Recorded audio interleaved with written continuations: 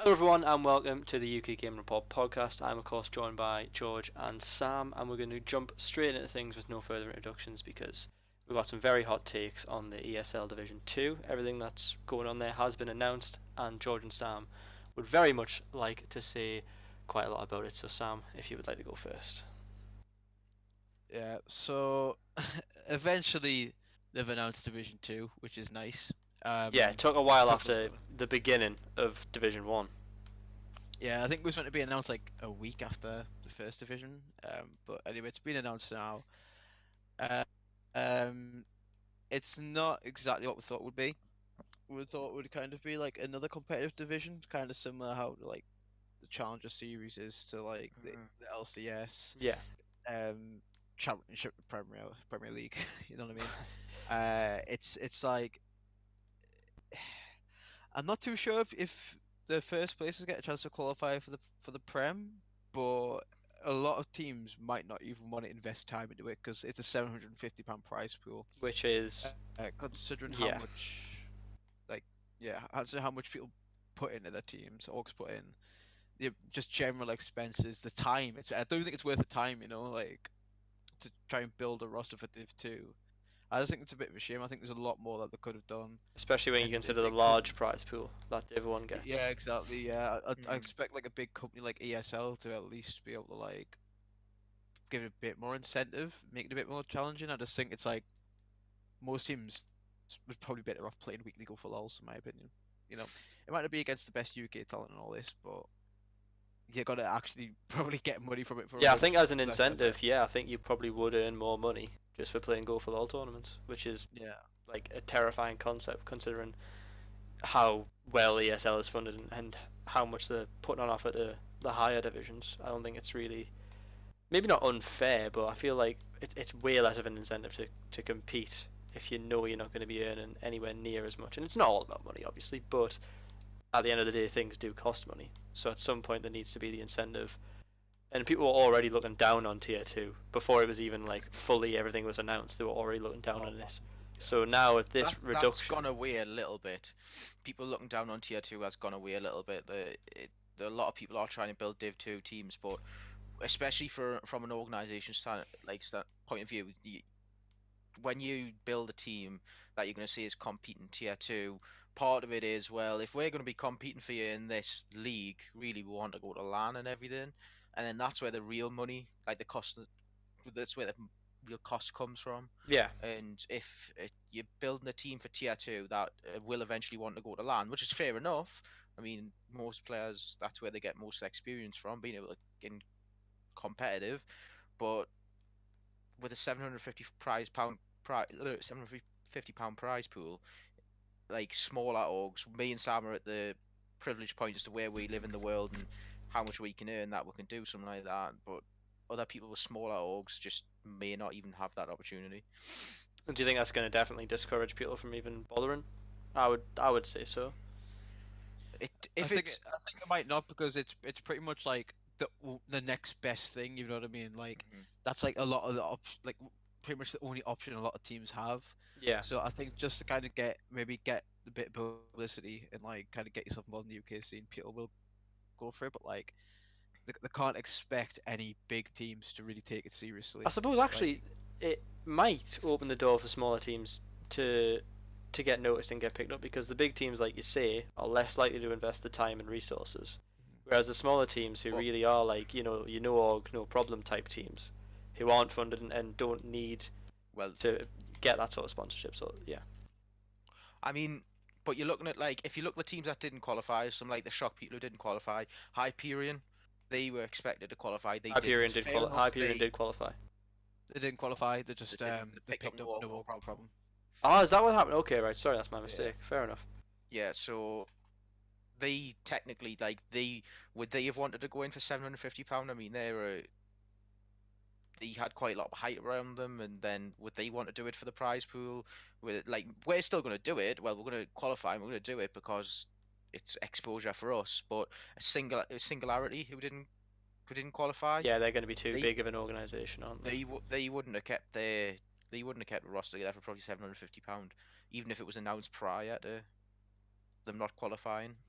especially given how much they realistically are probably paying their staff. At some point, it's going to not even work out as profitable for that. Don't know if they were paying the league staff. I think the CS:GO team's big enough to do that, but I don't think they were paying the league staff. Oh really? Well, but yeah, that's the tier 2. Not exactly what we expected, and announced way later than we expected, but at least it's existing. You know, there was a bit of doubt cast over that, given that they took so long to actually announce what was going to happen. So with tier 2, talk about us probably move on to tier 1 of the ESL Premiership, and this is the League of Legends tier Premiership. Don't really know too much about CS:GO or that sort of stuff, but we have seen a decent amount of matches now. I believe there's been, is it 5 or 6? I think it's 6 match days have went through now. I couldn't A lot of them, well, at least yesterday's match day hasn't been updated on the ESL Premiership, although we do know that Razy Governors, formerly obviously Nerd Rage Pro, which we'll get into, they beat Hyperion, and that's the only result I'm certain of from yesterday. But if we look at the standings in Group A, Misfits beat Enclave. there, just No. That was Misfits and Excel. that'll be the Group A Sorry, matches, yes, yeah. that's the one. Yeah, sorry. Yeah, that was an yesterday. amazing game. Yeah, Absolutely there amazing. were XL were winning at one point, weren't they? Oh yeah, most till of the the way very through. end, pretty much. So Misfits still go undefeated. They Yeah. still haven't lost, which It was like last tick of the Nexus type thing. Really? XL's mid laner got a quadra kill on on their Nexus, defending their Nexus, and it was like God, they just got it. It was like base race type of thing. It was absolutely it was so intense. I'll have to give that a watch. Which is a shame because this is UK esports. It's Yeah. exciting. It's intense. If it happened, I mean, it's like the you Fnatic missed UOL it. match. If it happened in the ULCS, people would still be talking about it now, years and years on. So, but yeah, Misfits keep their top spot and probably won't get dethroned, and will possibly go on to win the whole thing. XL are in second, but that, yeah, again, even with the results of yesterday, these standings won't actually change at all. XL being in second, although they'll be with This one is extra the loss. first group, by the way. This is just Group A, yeah. The second, second group. They're further Wind ahead, and actually. Rain did lose, I believe. Yeah, they're 5 I and don't 1. know if it was. Yeah, they're the next big contenders, obviously. Oh, but I absolutely. do think it is between them three. I think they're the big teams at the moment. Diabolus, I think it was Diabolus who beat Wind and Rain. They had a really rocky start. Well, but they're the exact middle ground team because they've gone 3-3 of 6 matches. So, you know, Yeah. everyone else has done worse and everyone else, you know, the one's done better. But yeah, if we go back to Group A, it's Misfits, then XL, who will have taken an extra loss off Misfits. Ragey Governors, formerly Nerd Rage, and then Hyperion, formerly No Problem, which I've only just learned. And yeah, even with yesterday's results not being tracked, those standards won't change, although Ragey Governors will have took an extra win and have at least some points on the board. So if you go to Group B now, Wind and Rain, like you said, they have taken a loss, which is to Diabolus, but they still sit very comfortably on the top. They're 5 and 1, and 15 points. I mean, there's 3 points for a win, obviously. Diabolus coming in second on 9 points, 3 and 3, like we mentioned, and then Enclave and M&M below them on a joint 6 points, going 2 and 3. So again, nothing out of the ordinary, really. The predictions that were made have pretty much come true. Everyone's I think- exactly where we placed them. I think Group B is like a super competitive group. Like I think anyone can run away with that. Like Wind and Rain, Diabolus. Did you say M&M were in that group as well? Yeah. M&M are in that group, yes.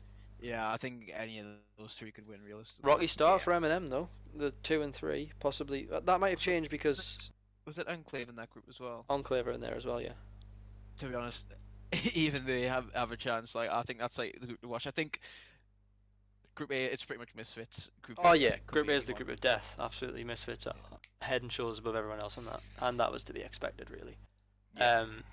But like you say, Group B does look a lot closer. There's a lot more, apart from Wind and Rain having a really good score. Everyone else has got a competitive score, and like you say, Diabolus have really turned it around. We should probably cast our eye rather towards the next games that'll be occurring. So if we can go to the schedule here. It'll be on Sunday the 4th of May, I believe. And it includes a rematch of Nerd Rage / Ragey Governors and Hyperion, and I can't quite get on the schedule, unfortunately. It's just loading there. And it's the Tuesday and the Sunday is the scheduled days, isn't it? So Yeah. they play every Tuesday and every Sunday. Yeah, Sunday, March the 4th. Ragey Governors versus Hyperion again, that rematch. XL versus Diabolus, so there's a cross-group match. And arguably the most important match so far, Misfits versus Wind and Rain. So the two big guys are going to be competing on the Sunday as the last game of the day. I personally think it's gonna go one way, like literally one way or the other. I think someone's gonna run away with it one way or the other. So just a stomp, like either Wind and Rain will stomp or either Misfits will I think stomp. I think it's gonna come down Should to we the early take game. some group opinions then on each match? See who we've got. Yeah, let's 'Cause do I it. think I think it's a couple of them.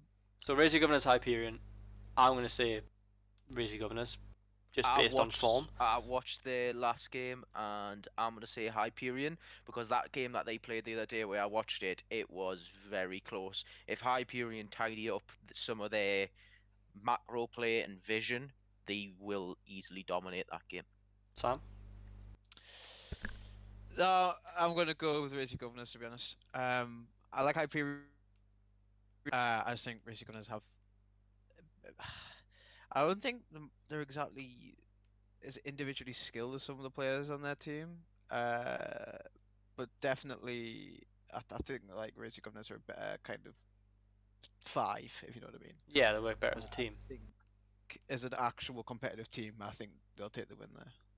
And like I mentioned, I think going into it knowing that you just took a game off them a couple of days prior, I think that definitely helps, and I think might give them a bit of an advantage.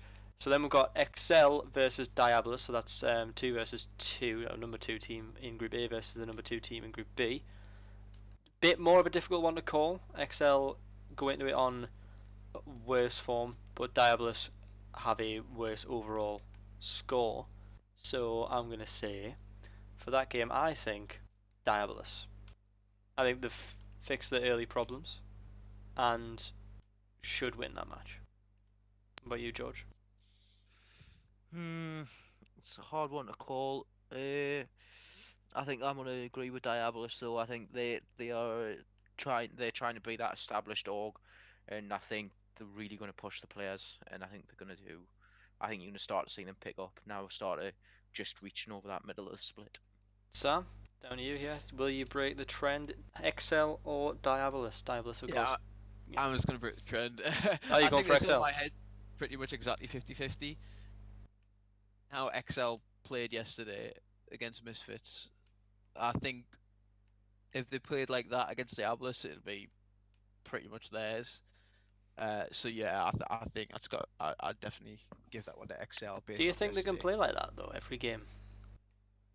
They Um, haven't so far. So is this just a major improvement that's like just happened, or is it a one-off? I th I think with them having such a difficult group with Misfits, I'd say yeah. I mean XL. I think XL have more of the staff behind them as well, and the kind of experience. But that is definitely one that can go either way. I think that's the Uh, closest 50-50 we've had, definitely. Yeah, I get that XL. Yeah. So now it's the big one.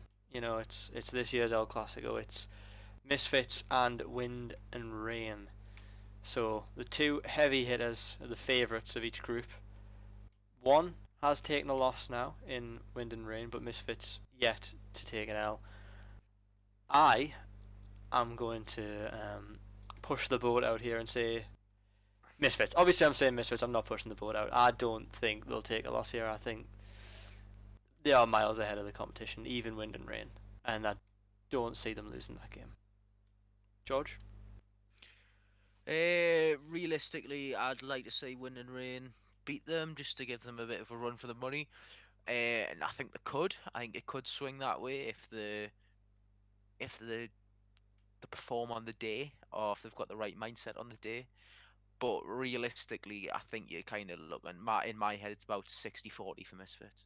Only 60-40, God. Sam, what do you think? Yeah, Toshi, I think Win and Rain are the second best team. Definitely, I wouldn't dispute that. Uh, it is quite close to XL, but I do think it goes Misfits then Wind and Rain. So obviously, just given for standings, I'm just going to go ahead and say like Misfits should take this win, in my opinion. 60-40 for George, though. I don't know if the split's that close. I do think Wind and Rain are the second best team, but I think it's like and it might not sound like much of a difference, but like a 70-30 at least. In that, I just don't see anyone taking a game off Misfits right now. Yeah, the thing is though, what you got to remember is it's one game. Yeah, it's not best of It's not. threes. It's You are not. right. It's not a best of three. That's. If it was a best of three, I would pretty much. I would say Misfits are kind of guaranteed it. I think in best of threes, But- Wind and Rain would also have a perfect record. I don't think they'd lose in best of threes either. But Misfits in a best of three easily, yeah. So with it being just one game, all it takes is for two players, let's say, on Misfits to muck up and win and range the level they're at, they should be able to run away with it. That's an interesting question to pose, though. Do you think the ESL Prem would benefit from a best of three system, or do you think it's good as best of ones? I think best of one, in my opinion. I think at the moment UK esports needs like investors and like a bigger audience.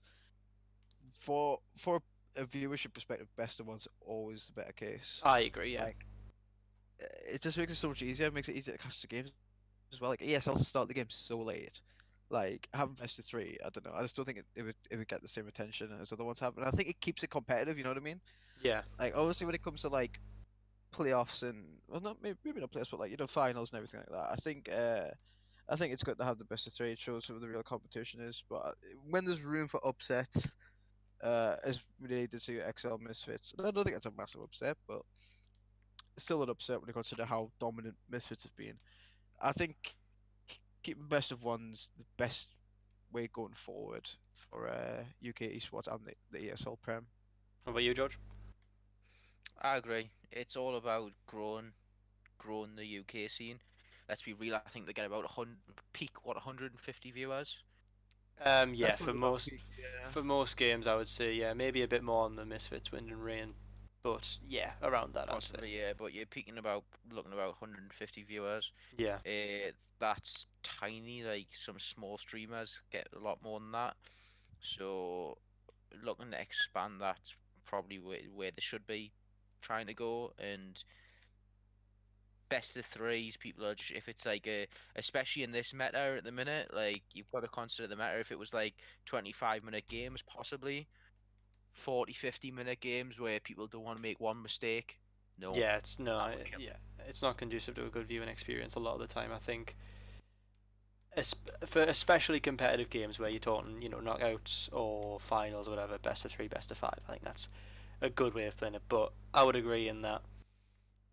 I mean, the LCS itself, the prime time of League of Legends competitive, that suffered a viewership loss when it switched to best of threes, and that's the most viewed, like Twitch stream whenever it's on. So, I would also agree. I think it's best for the scene that it does stick to best of ones, and also it's fun to have that upset factor as like always a possibility. I think it makes it a lot more enjoyable to watch games where sometimes the outcome can't be predicted, or at least it can't be assumed. We may as well talk about the rest of March, and that is just 2 more game weeks, if you will, including this Sunday. It features, let's have a look for some standout matchups here. Misfits versus Enclave. Well, that'll be a decent test of Misfits doing it against a team that could take a game off them. One of the teams that could do it. Obviously, all the Group B teams are in that camp, but it'd be nice to see them really tested, I guess. Rage Governors will play Diabolus again in a little rematch. That's also on Tuesday, March the 6th. As we go into Monday of the next week, not really anything to mention. Enclave versus Eminem, that'll be quite a big match in Group B because the identical standings. Obviously, it may change by that point, but it's going to be like a mid table game, if you know what I mean. You've got to beat the teams in and around you to be able to take it. Go Exactly. to playoffs. So Yeah. Also on that day we have Misfits Hyperion and XL Racing Governors. So that's just Group A matches. You know, should be quite predictable. And then we go into game week 6, and Racing Governors versus XL again, quite a good matchup. XL versus Misfits on the Sunday, the March 18th. That's, you know, a 1 and That'll be 2 a good match one. in Group A. As you Again. say, the last one was a very good match. And then it's the mid-table teams fighting against each other with Hyperion, Enclave, and Racing Governors M&M. So I think there's a lot of interesting matches there. Some of which, you know, very predictable when the top teams play the lower teams. But even the mid-table teams, which is weird to say given that the tables are out of 4, but Yeah. those mid-ish, the 3 and 4 place teams, they put on good matches when they play each other because of how much it means to them to stay in that competition. Well, we've talked about the schedule and the standings, and we've talked about one team in particular, Racing Governors. Now, they weren't a team, technically, that qualified, but they were an organisation originally, and that was Nerdridge Pro, who have very sadly had to cease all UK operations for the foreseeable future. The team that was operating under the Nerdridge banner has now, at least the League of Legends team, has changed to Racing Governors, and they are currently looking for an organisation to pick them up. I don't know how well that search is going, but it is going.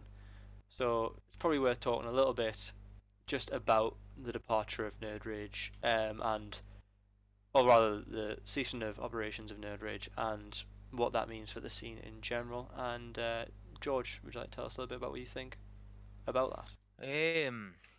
It's a little bit demotivating for us, to be totally honest. They were exactly the same situation, and except from they had sponsors. Yeah. So they were like us. They were two friends funding it themselves. But like I said, they had like the background of Dino PC, which is quite a large PC. Well, it's custom PCs mainly in the United Kingdom. They also had another one. I can't remember what the other one was, but so they had like it wasn't as if it was a terrible company. They had a notable company sponsoring them, and they have had to cease just because it's not possible to go on for what people want from them uh, on their current funding. So It's never been actually it's specifically stated that that funding is the main reason. We should probably point that out. no. They've never came out and said, look, we have to stop because we simply can't afford to anymore. But I think that is the likely situation, as it so often is with people in the UK scene, that it just it's not often sustainable, and that is a shame. Yeah, I agree with that. It'll more likely be, you know, with esports, there is, you know, a lot of money you do have to put into it if you do want to have a team competing, like, you know, the Prem. This is kind of like the top tier of players within the UK, so you know they are expecting like some sort of like salary or like some sort of payment. So if a team can't provide that, you know, the players might stay. You know, it depends how close you are with them, but there's stuff like LAN you need to think about, tournament entry, jerseys, stuff like this. It's a lot to pump into without seeing any sort of proper return. So I think a lot of teams might just be like running on fumes. So Yeah, I think that might be the case. I think yeah as well. You're looking at a lot of your bigger orgs in the UK. I mean, Misfits is kind of an exception, but like you look at your Wind and Rain, and you look at uh, Hyperion. your well, not even not Hyperion, sorry, Diabolus and things. They kind of have big financial backers, uh, and so they can like kind of compete, but even eventually it's possible that that money will run dry, and then it's kind of where do you go from here? The next couple of years is going to be critical for um, esports within the United Kingdom because it's either going to expand and grow, or the people are going to realize that it's not going anywhere and the funding's just going to stop. I mean, So correct us if I'm wrong here, but I think it was Rick Fox that pretty much outright stated that most esports organisations operate at a loss. I think it was him that said that, and this is kind of a stark reminder of that. Even the top teams don't really generate money. And when you're a team that doesn't have the huge financial backers like you mentioned, that is pretty much funding itself, the prospect of having to disband is sort of always around the corner. And like you say, you're fortunate enough that for the foreseeable future, at least, you can keep running an organisation. But at some point, the cost of LAN and eventually player wages and all that sort of stuff, that does add up and start to take a toll on organisations. I mean, we saw it with the unfortunate disbanding of Manolite, which we've mentioned this before on the website, but this is sort of like not a repeat of the Manolite situation, because Manolite obviously had a huge amount of success before they unfortunately disbanded, but it's sort of proof that, look, even the top tier teams, the ones who do qualify for the big tournaments and in some cases win the big tournaments, they aren't, immune to the prospect of having to stop operations. And I think that's probably quite scary for the smaller organisations. You think organisations such as yourselves, who, I mean, you're planning for the future, but it's always possible that future might not come. And I think it really is, like I said, I've said it before, but it is a shame, because they're also really nice guys. So it is a shame to see a team have to leave. At any rate, you see nice things like, sorry, like No Org No Problem getting picked up by Hyperion, and you think, oh, that's really good. They've done well to get where they are, and now an organisation's picked them up. But it's always a shame to see an organisation that's been around for a decent length of time also have to disband. It's quite a shame. But we'll try and get off the depressing topics now and move on to possibly something a bit lighter, and that's a discussion of the future, and hopefully a positive future. So we'll talk about March and a bit further onward and what that has to do with UK esports. So, biggest LAN event in the UK is coming up, and that's Insomnia. A lot of things scheduled to happen there, a lot of teams scheduled to go, and that is in the Easter bank holiday weekend at the end of March. I know you two are very excited. Is excited the word that we should be using about how you feel towards Insomnia, or is it apprehensive? Oh, I think excited's a good word. I don't think it's a good opportunity for an org. For individuals and players, it's really good. Yeah. It's just not. Speaking as a team owner, it's not good at all. There's a lot more money that goes into it than comes out of it. Yeah. Would you like to talk a little bit about how you found the whole process of trying to get near Insomnia? Like what's been enjoyable about it, but also what's really been frustrating about trying to organise as a team owner getting to an event like Insomnia. Sorry, what was that? Right. So basically, what are the ups and downs of trying to get a team to Insomnia as a team owner? Throughout the process of trying to get the team there, what have you enjoyed about it, and also what have you thought was just really annoying? So with Insomnia, I think the big issue is the tickets themselves are very expensive.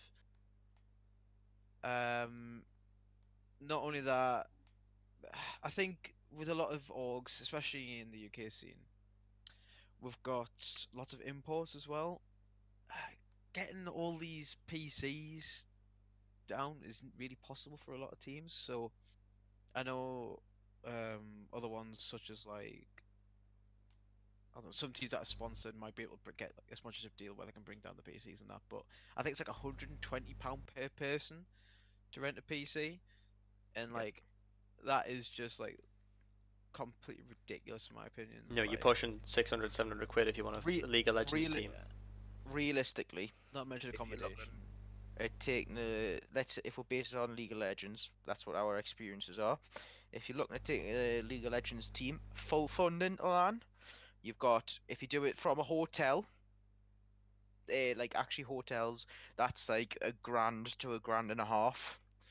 Then travel, anywhere from 500 up over really. Then you're looking at PC rentals and tickets. That's another grand. So that's 3 grand. Then you're kind of looking at anything else you kind of need there as well. Like, so if you're providing food or anything, if you're providing, well, jerseys as well, that can be another like £200. Yeah. Depending on where you get them, that could go up.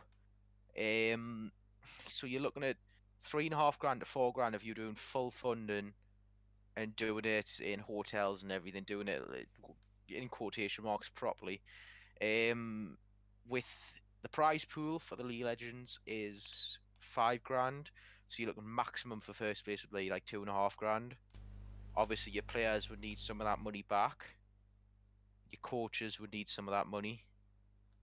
And then you'll probably take about 10% as an org, £250.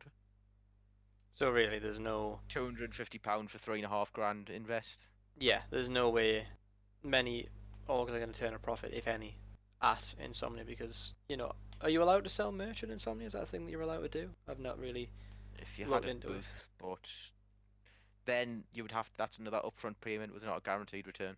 Yeah. So, all in all, for an individual, it's a great experience, but for an organization, it's a bit of a money sink. Yeah, definitely.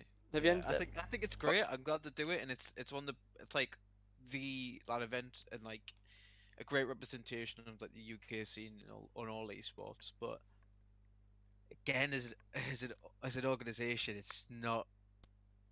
It's good in some ways, but most prize money anyway goes to players. Yeah. So it's not a good opportunity for organizations to make money. Right?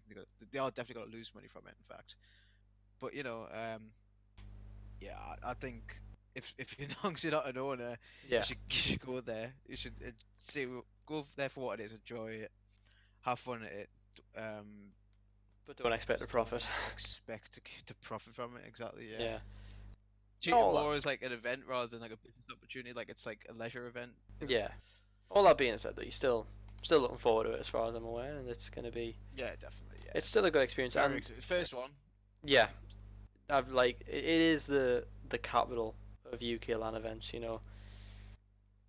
Even if it's not a business opportunity, it's still where if you go there in a Jaggers jersey, for example, it's still where it's going to get seen the most out of anywhere. So, as an outright business opportunity, yeah, probably not. But networking, I would argue, is probably the best time to be doing that as an organisation.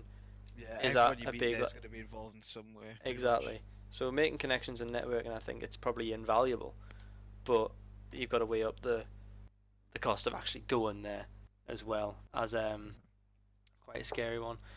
So the events going on at Insomnia, let's try and bring that up and just have a little talk about what's actually going to be occurring. So what is on?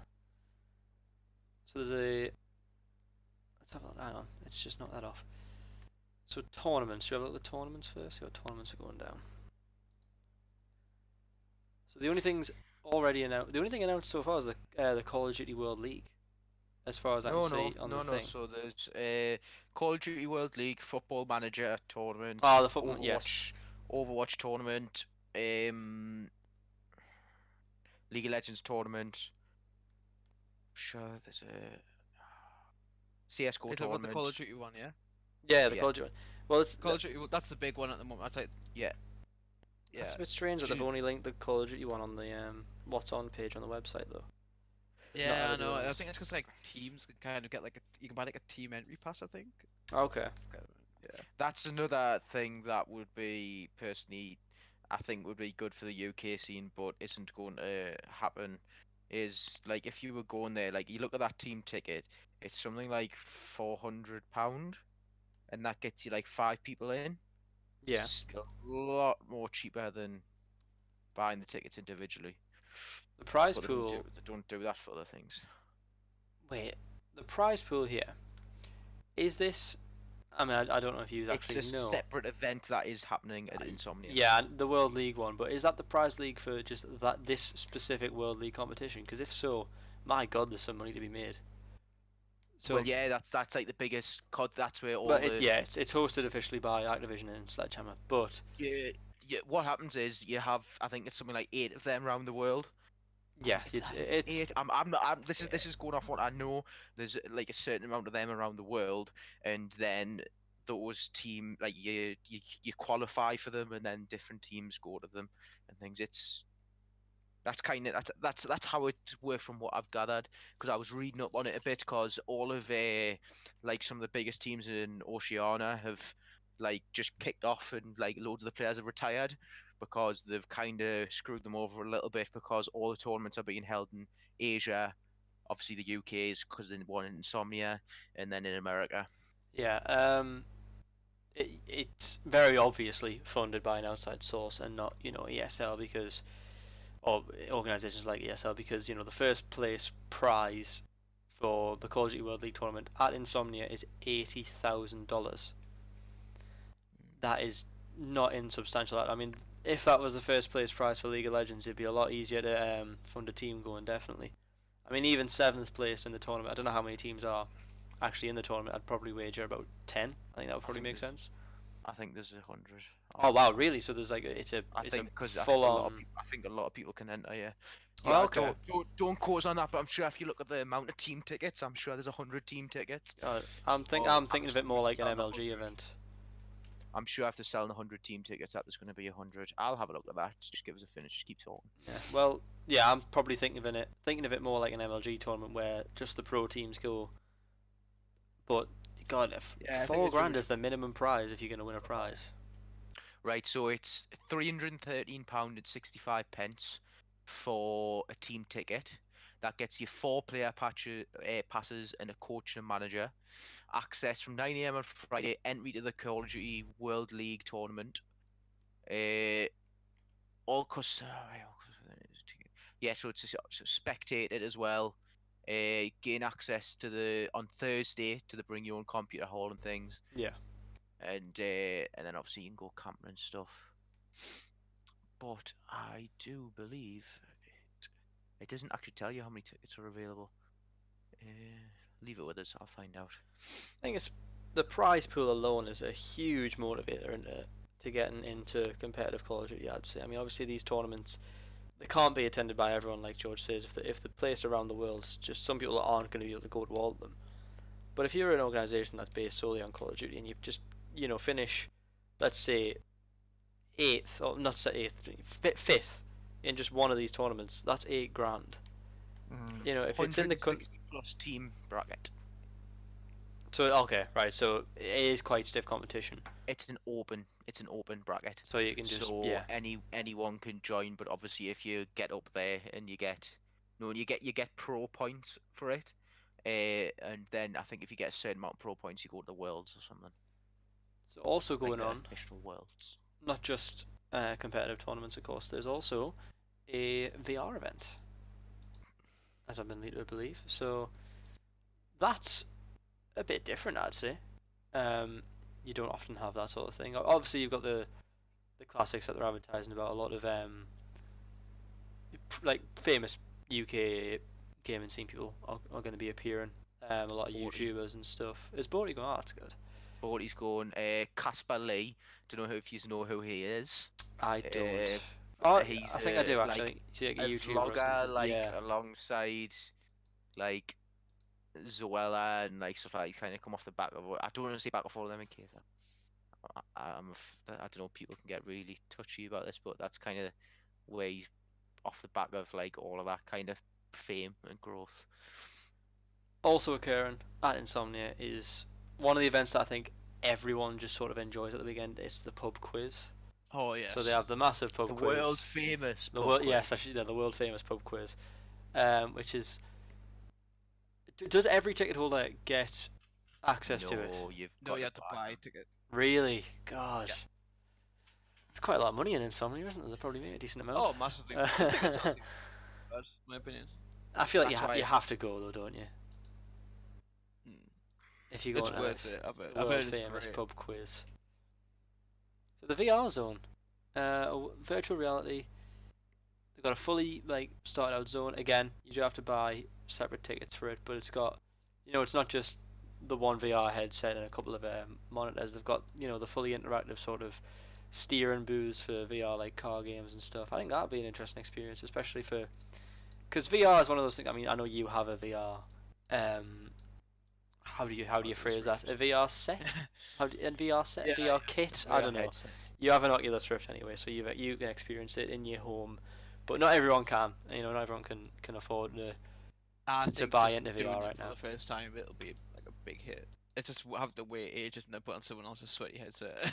Oh, that's a good point. Actually, yeah, it's not quite. It's a bit. Not too appealing. Unless they're giving out, not giving out, but unless they're using fresh headsets every time, it's going to be a bit. It'll be disinfectant wipes and stuff like that. Well, yeah, I would hope so, but still, I think it's going to be interesting though, because a lot of people. It's not just like people in the gaming scene and professionals who go to these events. Kids with families also do go, and I think that'd be really good for them because VR is probably going to be their generation's thing. I mean, we still play it, but it's probably going to be their actual way of gaming. So a nice introduction for them where you only have to pay entry, which is like 25 quid or something, and queue for a bit, and you get to experience or realistically probably about 10 minutes of VR per person, but that's still something I'd say. I think let's say if I wanted to try VR right now, well, the only way I'd know how to do it I'd have to drive to Bolden and go to your house. You know what I mean? Yeah. That's the only person I know who has a VR headset. Yeah, it's an expensive little toy, I guess. So. Yeah. Also going on in something with the tabletop zone. I know you mentioned that there's going to be, is it Yu-Gi-Oh tournaments?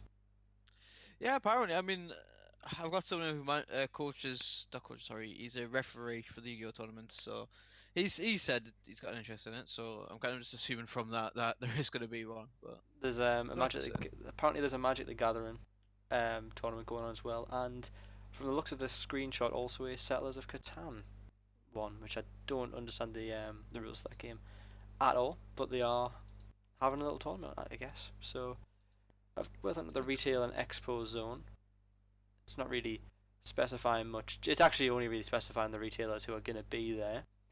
But anything worth noting? Razer are making an appearance, but again, that's not really a shock. I think it'd be weird if they didn't. Game are going to have a booth. I have a sneaking suspicion that's probably going to be to do some sort of advertisement for like the Belong Arena stuff. Belong. If they're still yeah. I don't see why else they'd be there, because obviously they're not going to be selling games, are they? So otherwise it's all really not too much in terms of gaming developers. Jackbox are going to be there, the guys who make all those like party games, and the names are all like Quiplash and stuff like that, which I always think are really fun to watch, but I think if you play them, they'd be yeah. Honestly, it's really worth watching.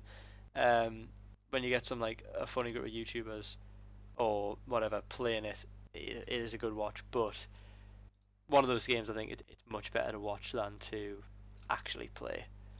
And as a last little note, we'll have a look at the cosplay zone. There's not actually anything mentioned article-wise on what the cosplay zone's going to be like, but it's Insomnia. It's going to be ridiculous, I'd imagine. A lot of people there in cosplay, and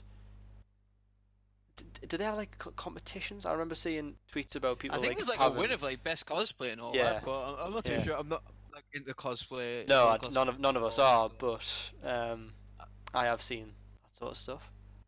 Saying that there's. I think there's normally like people do put a lot into going and like dressing them for Insomnia, so I think there'll be some form of incentive for doing it. That's a good point. I'd quite like to hear. I'd quite like to hear the how much it costs for a cosplayer to go to Insomnia, because you think you put all that money into funding, you bring your own computers and stuff, but they've got to build a costume and also.